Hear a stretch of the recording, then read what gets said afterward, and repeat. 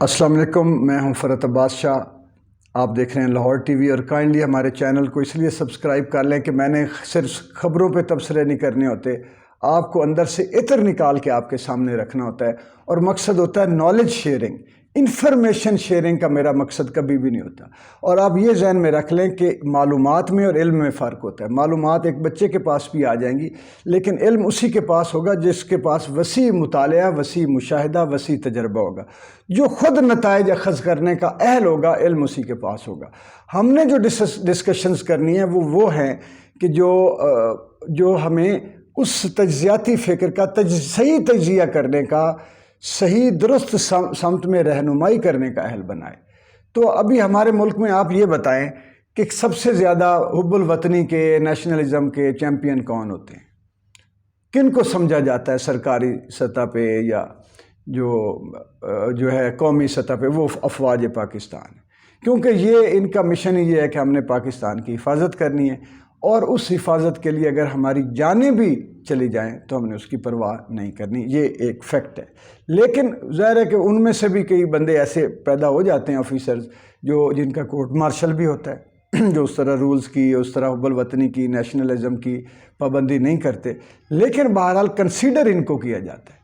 اب چلے، میں یہ سمجھتا ہوں کہ سب سے زیادہ جو ایک صحیح جینون شاعر ادیب، اول تو اب ایسا فیک شاعر ادیب آ گیا، ایسا گھٹیا اور غلیظ باطن ادیب اور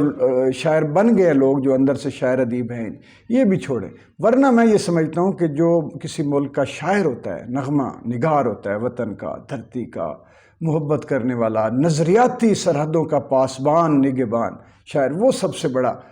اس لیے ہوتا ہے محب وطن کہ نہ وہ تنخواہیں لیتا ہے، نہ اس کی کوئی عزت ہوتی ہے اس بنیاد پہ۔ اور آج کل تو آپ یہ دیکھیں، کسی قومی فنکشن میں شاعر ادیب کو بلایا نہیں جاتا، اس وجہ سے کہ جو لوگ شاعر ادیب پیچھے بنے رہے، بڑے بڑے عہدوں پہ رہے، وہ ایک تو بڑے کمتر درجے کے لوگ تھے اور کم ظرف بھی تھے، اور ایسے ہی اتنے اٹھائی گیرے تھے جتنے ہمیں عام جیب تراش نظر آتے ہیں۔ اس لیے ان کی وقت کی وجہ سے، ان کی بے وقتی کی وجہ سے، جو ایک اصلی شاعر ادیب ہے اس سے بھی اب کنارہ کشی کی جا رہی ہے۔ تو حالات تو یہ ہیں، لیکن میں آپ کو بتاؤں، پھر ہم واپس آتے ہیں کہ فوج جو ہے، کم از کم انہوں نے حلف لیا ہوتا ہے، وہ ساری زندگی پھر ان کی تربیت ہوتی ہے پاکستان کے نظریے کی بنیاد پر، اور ہمارے دین کی بنیاد پر، اور حب الوطنی کی بنیاد پر۔ یہ بات طے ہوگی۔ اب آ جائیں کہ جن لوگوں نے ساری زندگی سرو کیا ہوتا ہے اس محبت میں اور اس عشق میں، وطن کی حفاظت کے عشق میں، پھر وہ ریٹائر ہو جاتے ہیں، ان کے اندر سے وہ محبت اور وطن کا پیار اسی طرح رہتا ہے جو حلف انہیں اٹھایا ہوا ہے۔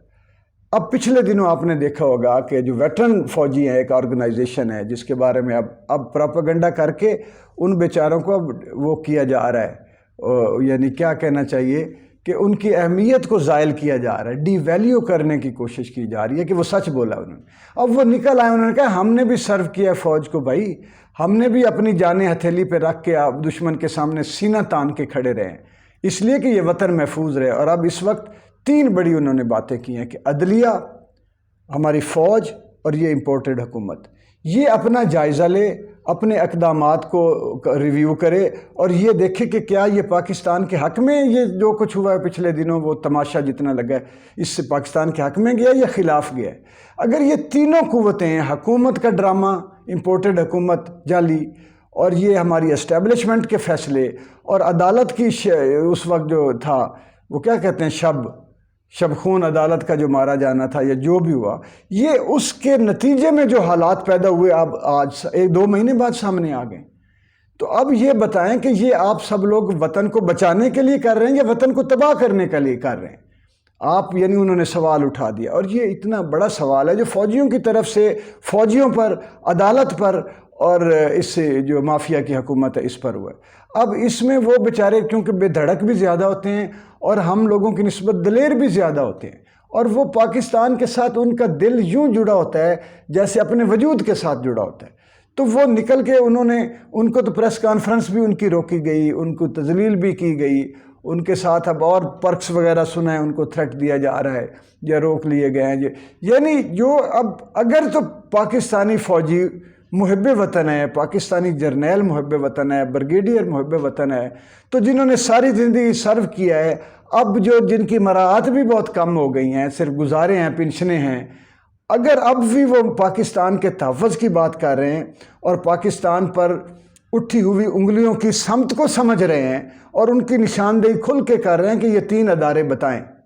تو اس کا مطلب یہ ہے کہ ان کی محب وطن ہونے پر، ان کی حب الوطنی پر تو شک کیا نہیں جا سکتا، ان کا پچھلا سارا ریکارڈ ہے۔ اور اگر وہ صحیح آپ کو سچ بول کے بتا رہے ہیں اور وہ نشاندہی کر رہے ہیں، پورے دنیا کو بتا رہے ہیں، پاکستانی عوام کو بتا رہے ہیں، تو یہ بہت بڑا لمحہ فکری ہے۔ اور میں یہ کہوں گا کہ اس وقت افواج پاکستان جو ہیں، اور عدلیہ تو اب اپنا وہ بچانے کی کوشش کر رہی ہے اور کسی حد تک وہ اس میں کامیاب بھی ہو گئے ہیں، اپنا امیج وہ انہوں نے بچا رہے ہیں، ان کو سمجھ آ گئی ہے، لیکن افواج پاکستان سب سے زیادہ جو ہے پہلی دفعہ کتنا ہمارے چیف آف آرمی سٹاف کو اگر اس طرح رسوا کیا گیا ہے اور ان کے خلاف جو باتیں ہوئی ہیں، پہلی دفعہ اس طرح کبھی پہلے کنٹرولڈ میڈیا ہوتا تھا، جرأت ہی نہیں ہوتی تھی، اب بے لگام میڈیا، بے لگام لوگ، اور ایسا غلیظ بندہ، وہ کسی نے تو یہ بھی کہا کہ عمران خان نے پارٹی، یعنی کہ ایسے لوگ عمران خان دے ووٹر نے جنہاں دے منہ نال کتے بنے ہیں، ادھر بھی پٹواری بھی اتنے بدتمیز اور لوگ موجود ہیں ان میں، لیکن ادھر بھی بہت ہیں، اور وہ یہ بھی نہیں دیکھتے کہ کوئی بندہ کتنا باعزت ہے،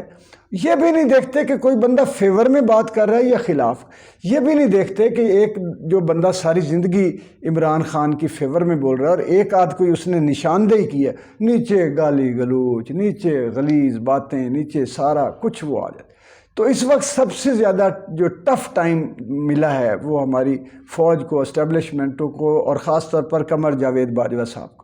تو میں یہ سمجھتا ہوں کہ تھوڑا سا غور کر کے یہی ہمارے فوجی افسران جنہوں نے نشاندہی کی ہے 3 اداروں، یہ تھوڑا سا ذرا فوج کے جوتے میں پاؤں ڈال کے دیکھیں، آرمی چیف کے جوتے میں پاؤں ڈال کے دیکھیں۔ آپ یہ دیکھیں ضیاء الحق صاحب کو جو ہے وہ مقصد یہ ہے کہ شہید کر دیا گیا یا مار دیا گیا ہوا میں، طیارے میں۔ پھر اسی طرح ہمارے جنرل آصف نواز کی جو سائنائڈ سے یا کسی زہر سے ہوا مرڈر، پھر اسی طرح جس طرح مشرف صاحب کو جو ہے وہ ایک تحریک عدالتی، وہ کیا تھا، تحریک چلا کے جو ہے وہ جج کے ذریعے وہ ان کو رسوا کیا گیا۔ تو ان کے اوپر بھی اتنے ہی بڑے پریشر ہوتے ہیں جتنے بڑے سیاستدانوں پہ ہوتے ہیں، بلکہ سیاستدانوں پہ ایسے پریشر نہیں ہیں جو افواج پاکستان پہ، chief of army staff, corps commander, سب پہ پریشر ہوتے ہیں۔ تھوڑا سا کہیں یہ دیکھ لیں کہ کہیں انہوں نے اپنا آپ کو آگے کر کے کہیں بڑے تھریٹ سے تو پاکستان کو نہیں بچا لیا۔ یہ اس چیز کو ڈیبیٹ اگر بنائیں گے ہمارے ایکس فوجی تھوڑا سا کر کے، اور یہ بالکل نشاندہی کریں کہ آپ کا فیصلے کے نتیجے میں پاکستان کو نقصان پہنچا، فیصلہ غلط تھا، لیکن یہ غلط فیصلہ کیوں کرنا پڑا، یہ ہماری ISPR کو کسی دوسرے ذریعے سے یہ ایک پوائنٹ آف ویو سامنے لایا جانا ضروری ہے، چاہے یہ جتنا کلاسیفائیڈ ہے، جتنا خفیہ ہے، لیکن افواج کی سالمیت سے زیادہ اہمیت تو کسی بات کو نہیں ہونی چاہیے، پاکستان کے استحکام سے زیادہ تو اہمیت کسی بات کی نہیں ہونی چاہیے۔ اور اگر جنرل قمر جاوید باجوہ اپنی کسی ایسی دباؤ میں اپنے طور پہ ان کو یہ فیصلے کرنے پڑے ہیں، تو ان کے لیے کوئی نہ کوئی ایسا سپوکس مین سامنے آئے، ایسے لوگ بولنے والے ہوں جن کی بات میں برکت ہو، جن کی بات میں سچائی ہو، اور وہ سچ بتائیں، غلطی کا اعتراف کرتے ہوئے اپنی جو لیمیٹیشنز ہوتی ہیں وہ بتا کے قوم کو اعتماد میں لینا چاہیے، کیونکہ پاکستان کا جتنا بڑا معاشی نقصان ہوا ہے اس سے بڑا یہ نقصان ہوا ہے کہ پاکستان کی افواج اور لوگوں کے درمیان پھر ایک بار اتنا بڑا گیپ آ گیا ہے جو بھٹو کے قتل کے بعد بھی نہیں آیا تھا۔ اب یہ جو نوجوان نسل ہے یہ اگلے 30-40 سال یہ رہے گی، اور یہ اس واقعے سے گزر گئی ہے، اس کا مطلب ہے 30-40 سال نفرت رہے گی عوام میں اور افواج پاکستان میں۔ اس گیپ کو خدارا ختم کیجئے، اور دونوں طرف کی چیزیں سامنے نہیں آئیں گی، حقیقتیں تو نہیں ہوں گی۔ اگر آپ سے غلطی ہوئی ہے تو آپ اس کا کوئی نہ کوئی اس غلطی کو ازالہ کریں، اگر آپ نے کسی مجبوری کے تحت کیا ہے تو اس کی وضاحت کریں۔ یہ چیزیں جو ہے ایک ہمارے اوپر معاشی پریشر آ گیا ہے، اور ایک ہمارے اوپر یہ ایک اور جو بڑا دشمن کامیاب رہا ہے فوج کو اور عوام کو دور کرنے میں، یہاں تک کہ ایکس فوجی جو ہیں انہوں نے انگلیاں اٹھا لی. پچھلے دنوں جو سٹاف کالج میں جو وہاں پہ شہباز شریف صاحب گئے ہمارے کوئٹہ میں، تو وہاں بھی فوجی جوانوں نے، آفیسرز نے جو سوالات کیے ان سے وہ اسیس ہو گیا سب کو کہ فوج کے جو چھوٹی کیڈرز ہیں، لیئرز ہیں، میجرز تک، کرنل تک یا لیفٹیننٹس تک جو ہیں، وہ آفیسرز تک ہیں، ینگ آفیسرز تک، ان کے اندر بھی سوالات ہیں کہ آپ لوگ کون ہیں جو آ گئے ہیں یار، یہ کون آپ کے کیسز، آپ تو ملزمان و مجرمان کے کھاتے میں آنے والے ہمارے حکمران بن کے بیٹھ گئے ہیں. تو یہ میں سمجھتا ہوں کہ ملک کے سنجیدہ حلقوں کو ان چیزوں پر توجہ دینی چاہیے. یہ جو ہے وہ کسی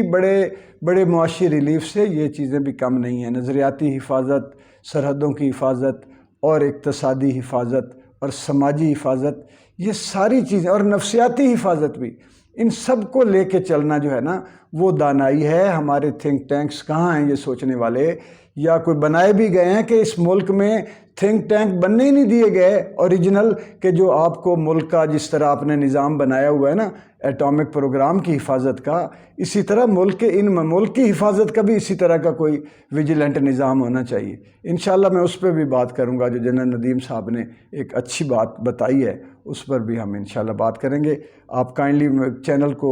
سبسکرائب کر لیجئے، ویڈیو کو لائک کیجئے، سب ویڈیوز بھی دیکھ لیں، اچھی آپ کو ملیں گی اس میں. اور ہماری ویڈیوز دوستوں کے ساتھ واٹس ایپ، ادھر ادھر فیس بک پہ شیئر بھی کیا کریں، کیونکہ یہ انفارمیشن نہیں ہے، یہ نالج ہے. میں خبریں آپ کو اوپر نیچے کر کے تبصرے چٹخارے دار نہیں بتاتا، وہ بات بتاتا ہوں جس میں ہماری اور آپ کی جو ہے وہ توجہ درست رہے اور ہمارے علم میں اضافہ ہو، اور ہم وہ کچھ سوچیں جو اوریجنل ہے، اور وہ سوچتے اسی دائرے میں نہ گھومتے رہیں کہ جہاں پہ لوگ ہمیں کنفیوز رکھنا چاہتے ہیں. بہت شکریہ.